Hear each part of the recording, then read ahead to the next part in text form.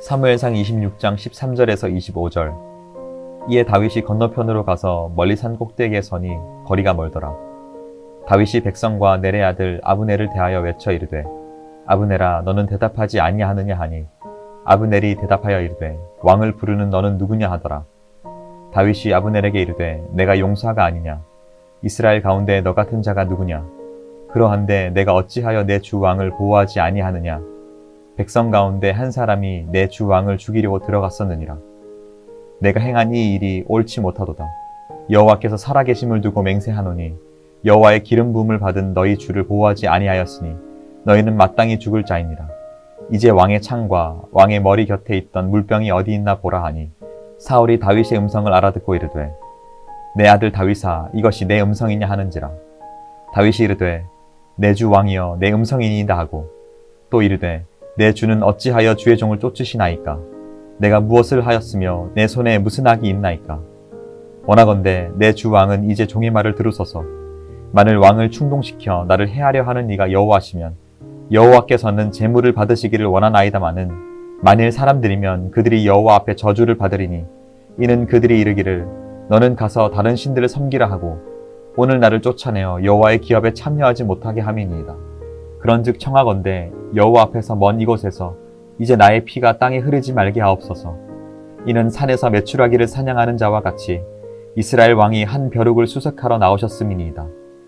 사울이 이르되 내가 범죄하였도다. 내 아들 다윗아 돌아오라.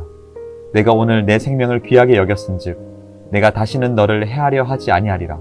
내가 어리석은 일을 하였으니 대단히 잘못되었도다 하는지라. 다윗이 대답하여 이르되 왕은 창을 보소서. 한 소년을 보내어 가져가게 하소서.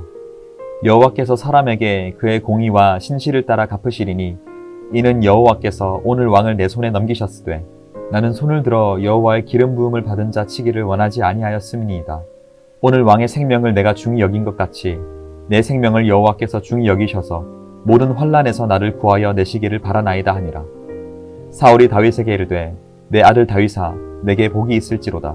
내가 큰 일을 행하겠고 반드시 승리를 얻으리라 하니라. 다윗은 자기 길로 가고 사울은 자기 곳으로 돌아가니라.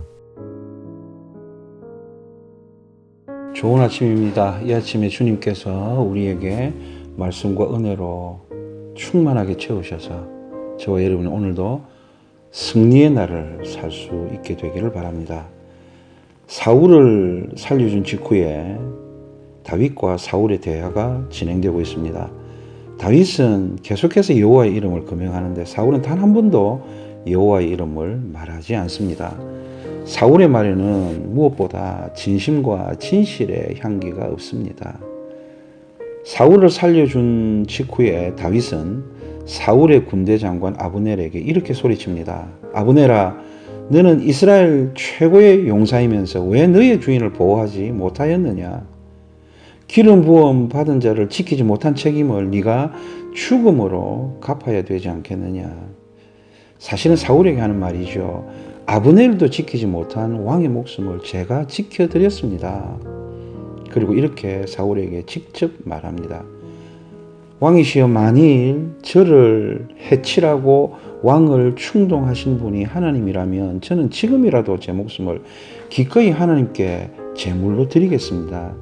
그러나 저를 쫓아내라고, 저를 죽이라고 왕을 충동하는 자가 사람들이라면 그들은 저주를 받을 것입니다.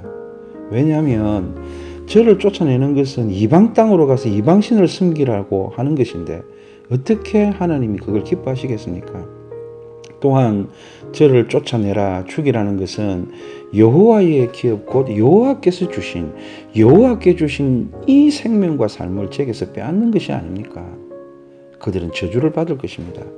왕이시여, 그리고 제발 벼룩에 불과한 이런 저를 제거하는 일에 왕의 힘을 허비하지 마십시오. 지금 다윗은 사울에게 자신을 더 이상 건드리지 말라고 하는 것입니다. 그러나 사실은 사울에게 여호와의 이름과 여호와의 뜻을 깨우쳐 주고 있는 것입니다. 이제 사울이 대답합니다. 자신의 잘못을 뉘우친다고 말하면서 다윗에게 이제 돌아오라고 말합니다. 다윗을 돌아오라고 할 것이 아니라 사울 자신이 하나님께로 돌아와야 합니다.